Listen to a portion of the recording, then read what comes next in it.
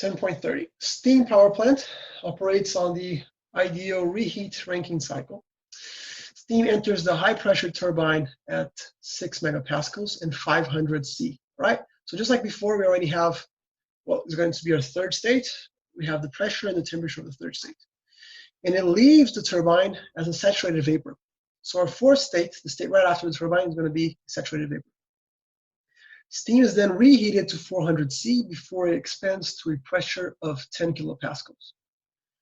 Heat is transferred to the steam in a boiler at a rate of, and that's a typo, that's not a typo, but it's just an awkward formatting. So it's 6 times 10 to the fourth, right? I solved it as 6 times 104 kilowatts. Then somebody corrected me. So I actually have two differences for you guys today. Steam is cooled in a condenser by a cooling water from a nearby river, which enters the condenser at 7 C. Show the process on a TS diagram with respect to saturation lines. Determine pressure at which the reheating takes place, the net power output and thermal efficiency, the minimum mass flow rate of the cooling water required. All right. So let's draw our TS diagram. Now, I'm going to draw one.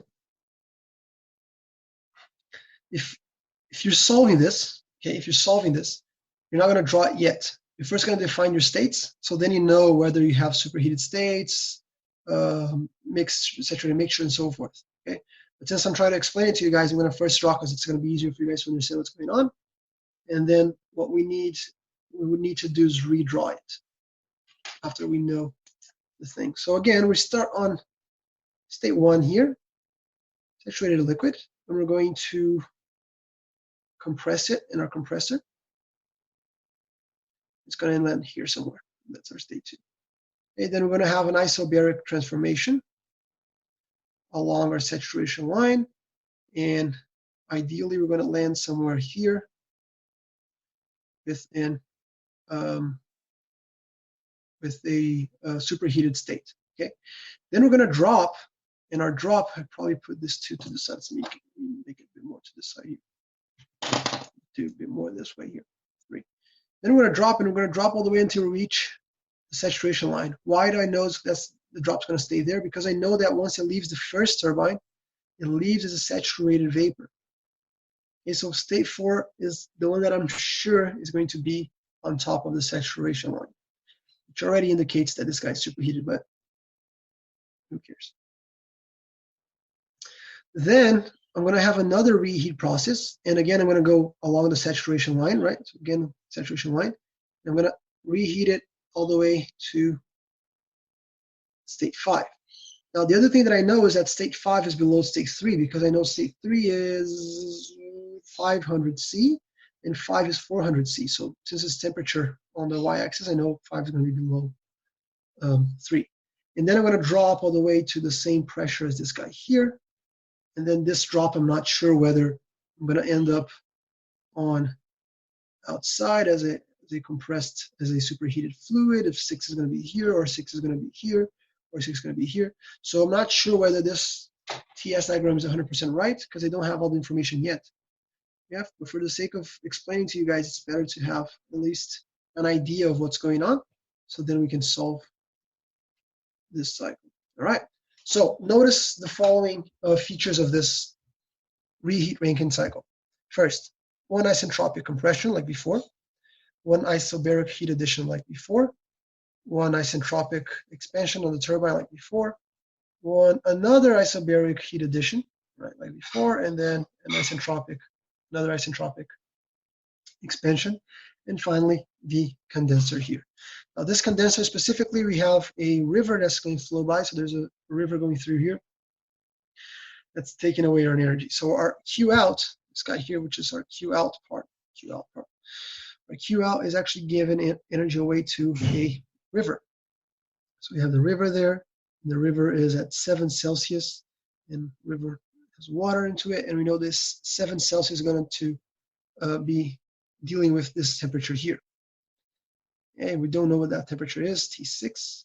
We know that the energy Q out is related to this difference here from T6 to 7. Okay, what else do we know? We know, let's write down a couple of things that we know. We know the temperature 3, which is 500 Celsius. We know pressure 3, which is 6 megapascals. And since it's an isobaric heat addition, that means that P2 is also 6 megapascals. We know T4 is a saturated vapor, sat vape. We know E1 equals P6, which equals, it leaves as a, what does it say? It leaves, it is reheated to 400 before it expands to a pressure of 10 kilopascals. So this guy is 10 kilopascals, right? So it's reheated to 400, this is 400, and then it leaves at 10 kilopascals. So on the 6, it's 10 kilopascals. And my T5 is 400. Okay, that's the information that I have to start with.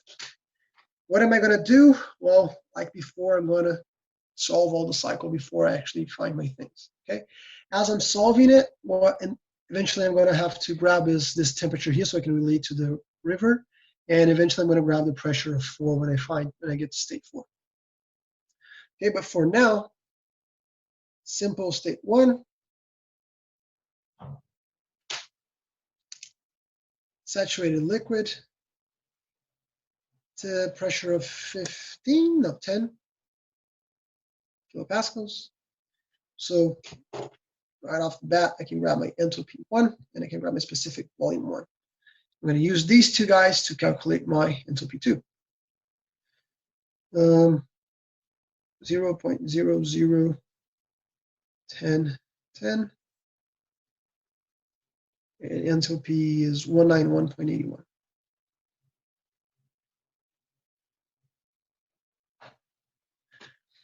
Okay, so state 1 is defined. I have enthalpies. I have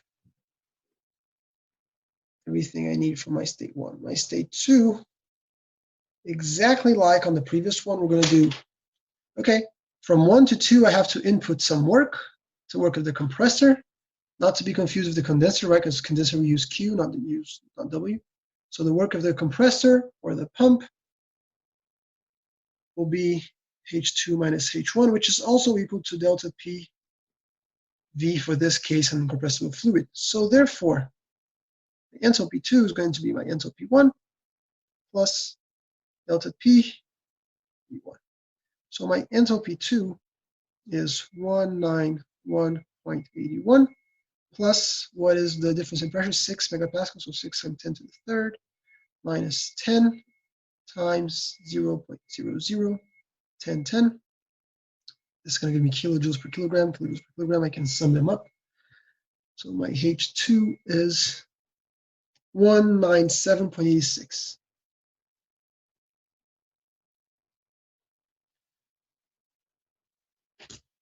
All right, tip.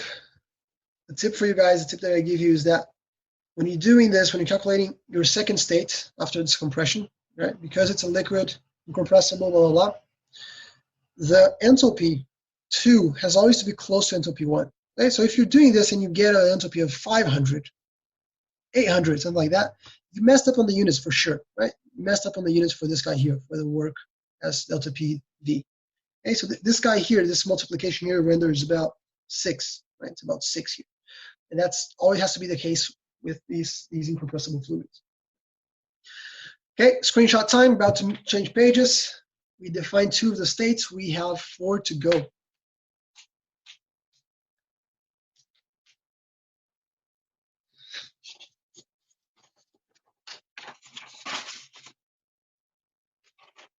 Okay, moving on, let's define our state 3.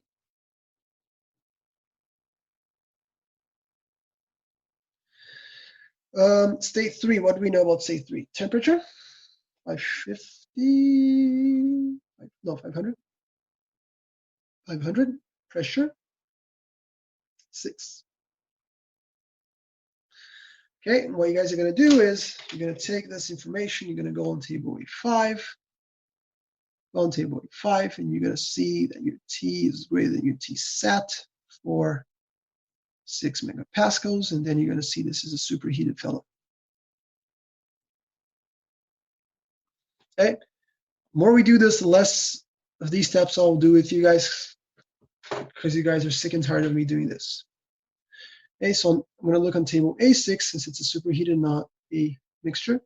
And I'm going to go ahead and grab my enthalpy 3. And what else am I going to grab? I'm also going to grab my entropy, right? Because from 3 to 4, if you guys look at your drawing, 3 to 4, entropy does not change.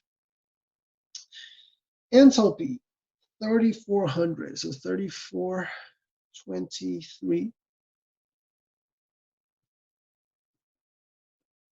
And my entropy is 68826. 6.8826 kilojoules per kilograms Kelvin. Okay, so state 3 is all done. Let's go ahead and move on to state 4. State 4. Okay, and now state 4, it's not hard. We did that before. Remember, we did that on week 2, perhaps on week 3 too. But let's say the combination of information that we have on state 4 is kind of different, right? Because we know two things about state 4. We know the entropy. We know S4 equals S3, so we know the entropy is 6.88. And the other thing we know is that this guy is a saturated vapor, right? We know those two things. So what we need to do, like we did before, is we need to find a set of properties at which the saturated vapor has a entropy of 6.88. Okay, let's do that together. It's because I know for some of you guys this is not as trivial as it may be for someone else.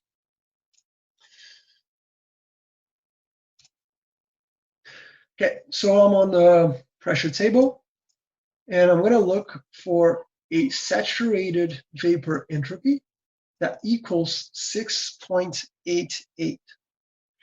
Okay, so let's go down, down, down, 6.9, 6.89. There you go, boom. Okay, so it's going to be between this guy and this guy. All right, so the state 4 is between 400 and 450 kilopascals. That's the pressure of 4. And likewise, the enthalpy of 4 is going to be between the same interpolation and specific volume and temperature and all that. We can grab all of that just by interpolating. Okay, so what I'm going to do is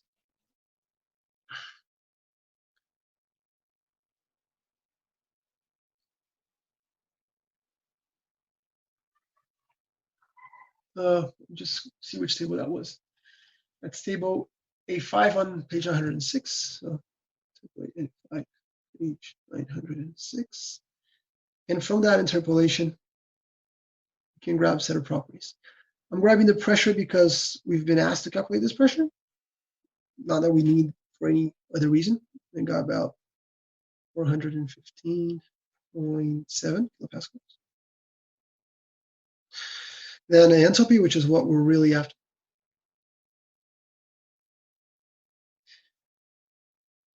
Which is 2739.8. By the way, okay, this is saturated vapor enthalpy, right? I just had to interpolate for the saturated enthalpy vapor. It's a saturated vapor. I've also grabbed temperature. We're not going to use it, but I've grabbed it when I was solving, 145 degrees Celsius. But that's state 4. Done.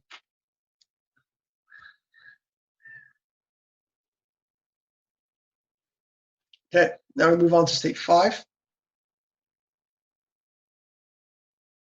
of which we have two things. We do have two things for state 5. State 5 is pretty much defined for us. All right, thankfully. Check it out. We have the temperature of state 5, temperature, which is 400 Celsius. So that's one information that we have. And the other information is because it's an isobaric heat addition, we know the pressure, right? Isobaric means pressure doesn't change. So the pressure that we just found for 4 is the same pressure that we need for 5. So P5 equals P4, which is 415.7. And temperature is 400. And once again, what you're going to do is you're going to look it up we can do that together since we didn't do the previous one. Let's look up 415. It's not there, right? Look at this guy here. So we know that the temperature, saturated temperature for state 5 is going to be somewhere between 143 and 147. I actually got it at 145. I interpolated before. But our temperature is 400, right? So it's way above the 150, 145. So this is superheated, baby. Superheated. So we're going to have to go down the superheated table, table A6. And we're going to have to use interpolation again because we don't have one for precisely the 0.41 that we're looking for. And we can grab properties for state 5. Okay, so because T5 is greater than Tsat at 415 kilopascals, this guy is superheated. And what we do is we go up to table E6. And on table E6, combining these two properties, we can grab our enthalpy and also the entropy, right? Because we need the entropy for the sixth state. Sixth state, same entropy. Entropy does not change from 5 to 6. So if we grab the entropy of this guy, we define the entropy of this guy. And since we have the pressure of this guy, it's the same pressure of this guy. So we have two things for state 6 too. Okay, enthalpy that I got on 5. Entropy. Where's my enthalpy? 3273.9.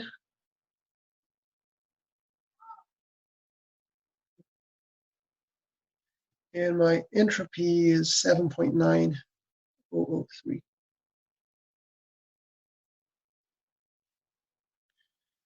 It's kilojoules, kilograms, Kelvin. Okay, 5 down, 1 to go.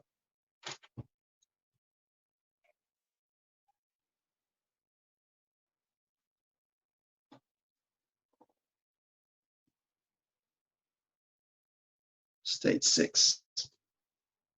Let's cross out these guys too. Okay, state 6. We have two things for state 6 too. We have the pressure. That's 10 kilopascals. And we have entropy, which is the same as 5, right? So entropy is 7.9. Okay, and for the last time, we're going to jump into our table. We're going to look at 10 kilopascals. 10 kilopascals. And we're going to look, get rid of these ones for the previous exercise. And we're going to look this guy here, this guy here. And we're going to note that 7.9, which is our entropy, falls between 0.6 and 8. So therefore, saturated mixture, right? So that means that because it's liquid, smaller than S6, which is smaller than S vapor, saturated mixture. Right, so if it's saturated mixture, what we need to do, what's the quality? To find the quality, you can find the enthalpy. Quality is going to be the S, the 7.9, minus the S of liquid, 0.6, S of vapor, the 8, minus the 0.6. This guy turns out to be 96.69%. Okay, so way more vapor than liquid. The second expansion barely. The first expansion didn't get any liquid out of it, right? Because we had a saturated vapor. And the second expansion, second turbine, only transformed about, what, 3% of the vapor into liquid. The rest still in the liquid form. Okay, so once we have the quality, we can calculate this guy, because it's going to be the enthalpy of the saturated vapor times my quality plus the enthalpy of my liquid. 1 minus my quality. 86 is 2504.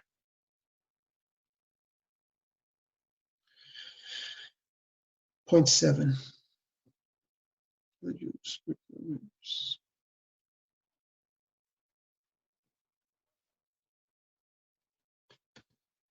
All right, so with that, we defined all the states. And what do I mean by that? I mean that we have grabbed at least two properties for all the states. We can find anything we want for all these 6 states. And we have the enthalpy for all the states, right? So that means that now we can calculate work in, we can calculate, work output, we can calculate Q in, Q out, and all the lot. Now that I have defined the states, I'm going to take advantage of this space that I have here. I'm going to redraw my TS diagram. Right? One of the things that the question asked us to do is to draw our TS diagram. My TS diagram is going to go like so. Let me draw the down here. So I'm going to start off on 1, go to 2, and that was correct. Okay, so I have my compressed fluid 2, and then I'm going to have to follow my saturation line, which goes upwards and then goes straight inside the dome, and it's changing phases. Then it spikes up again. I'm going to have a drop here, and then I'm going to have another saturation line, which is the one that the reheat follows. And I'm going to have a third saturation line, which is going to be somewhere around here. Okay, so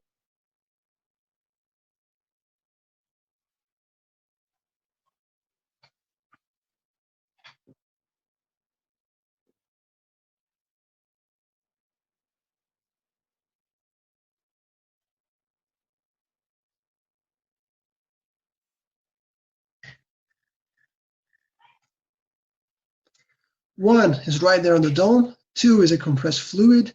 3 is a superheated guy. 4 is a saturated vapor right there. 5 is also superheated. And 6 is a mixture that's pretty much all vapor, right? So right there, not touching the line, barely touching the line at 96.69%. So this is our proper TS diagram. We could place the temperatures here if we wanted to. So we could place on this top layer here for 5, we could place this is 400 Celsius. On this third one here, that will be my 500 Celsius. And then the other ones are not that important. But I have my 4 being 100 and, was it 140 something? 145 or so. Doesn't really matter, right? Now we have our TS diagram nicely put with respect to saturation levels. Okay, screenshot time if you want to. We're about to finish this off. Barely, right? Because we have A, B, and C. Oh, A we already figured out. That's the pressure 4, which is about 415. Now, the next part of the question asks us to, here, what's the net power output and the thermal efficiency of this guy? All right, let's do that. Let's do it. Part B. Okay, we can do, again, Q in and Q out. The only thing we need to notice is that this time, what is our Q in?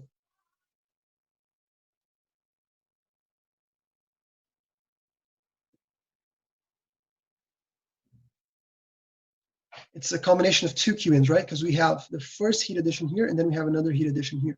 That's why it's called reheat, right? So our Q in needs to take into account when we're going from 2 to 3, plus when we're going from 4 to 5. Okay, so that's going to be H3 minus H2 plus H5 minus H4. Have all those numbers. We did that math already. My Q in is 3759. 0.2. About my Q out, well, there's only one heat rejection. There's only one heat rejection happening, which is when I go from my state 6 all the way to my state 1, right? So for Jason's sake, this time we're going to do this one that's larger minus one that's smaller. Okay, so I'm going to do 6 minus H1. We get a positive value, and I got 2312.89.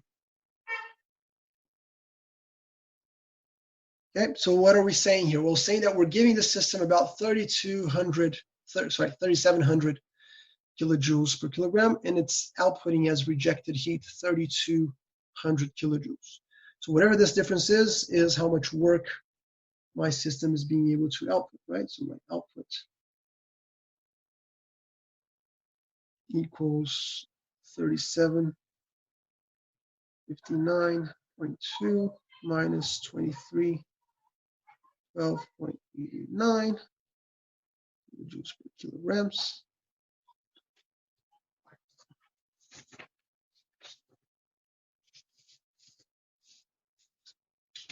I have my calculator here. I haven't done that math yet. 3759.2 minus 2312.89. Back me up on the math, please. Doing this live. Yeah, that's it. Cool. I want to get embarrassed in front of you guys. Okay, so that's our work output, and now we can calculate our thermal efficiency. Thermal efficiency. Two options: this guy over this guy, or 1 minus this guy over this guy. Up to you guys. Since you already did that, probably easier to do 1.46.31 divided by 3759.2. 38.47. 47. If you make a mistake, let me know. Right. So that's our thermal efficiency of B. Work output and thermal efficiency. And to finish it off, to cap it off, it asks us, what is the minimum mass flow rate of cooling water required? All right. So let's look, see. Just turn on the lights quickly. Let's see. Part C. Okay, remember that we have the whole thing going on top there. I'm not even going to draw it. It goes. Have reheat, blah, blah, blah, blah. And then we have state 6 over here and state 1 over here. Okay, and between the two, we have the condenser. And the condenser, what it's doing is actually outputting heat. But the way this condenser is outputting heat is through a nearby river that has its water running through this condenser and taking away the heat, right? So the water from the river, this is my beautiful river here, around here, which has a temperature of 7, is the one responsible for this Q out, okay? And we know that the amount of energy that the water is going to absorb is its mass, its heating capacity, and its delta T on a constant pressure situation, right? This doesn't change pressure from 6 to 1. Okay, so if you want to know, and if we do take derivative of all of this, we're going to have energy rate, mass rate, so we can just do dirty little trick here and just do mass flow rate for both energy flow rate and mass flow rate. So if you want the mass flow rate, you need to take the amount of energy that this guy is outputting, divide that by the CP of water in this case, and the delta T. Now, it may look like we have this, but we don't yet. We don't have the delta T yet, so we need to find those two things quickly. What is the Q output that this guy requires? Well, this guy is receiving heat, so it's receiving for the boiler, right? The energy is going to the boiler is 6 times 10 to the 4th kilowatts, right? So the Q in, let's put like that, Q in at the boiler equals 6 times 10 to the 4th kilowatts. Okay, if my efficiency is 38.47%, well, that means I can calculate how much Q I have to output, right? Check it out. My efficiency is 1 minus the amount of output rejected heat over the amount of inputted heat. The amount of inputted heat is 6 times 10 to the 4 kilowatts. My thermal efficiency is 38.47%. So that means that the amount of heat that I need to reject will be 1 minus my efficiency times Q in. Okay, so in this case, it's going to be Q out is 1 minus 0.3847 times 6 times 10 to the 4 kilowatts. That's going to give me an answer in kilowatts as well, right? That's the only unit that we have on that equation there. All right, so this guy, I'm going to put it here in the corner so we don't run out of space. So this guy ends up being, what do I have here? 36,918 kilowatts. That's the amount of energy, the rate of energy that I need to give to the river. Yeah, that's the amount of energy rate that I need the river to take away. Okay, so let's go back to this guy here. 36,918 kilojoules per second, same thing as kilowatts. CP of water. Some of you guys just thought 1.005. Don't, right? Because it's water, it's not air. Please don't. For 18, in the delta T, well, you don't really have it, right? Because the delta T is from 6 to 7. So T of 6 minus 7 Celsius. What is T of 6? Well, let's find out quickly. If you guys recall, where's my T6 state? If you guys recall, T6 is a saturated mixture. A saturated mixture at 10 kilopascals. So that's all we need to find the temperature of 6. Temperature of 6 is 45.81. Okay, so delta T is going to be 45.81 minus 7. That's 38.81 degrees Celsius or Kelvin, because it's a difference in temperature. Yeah, so 38.81 Kelvin. So my mass flow rate output is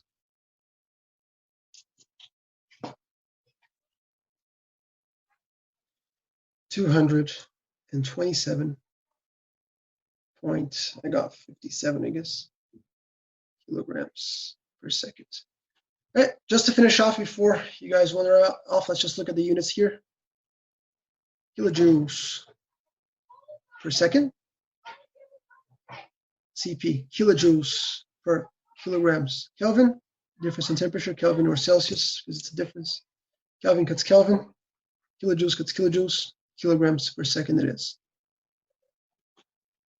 Okay, so I need 230-ish kilograms per second of water. That's the mass flow rate of water that I need going through that river to be able to take away the energy that the condenser needs to get rid of, so that we can restart the cycle at state 1 again with all water instead of having half water, half vapor.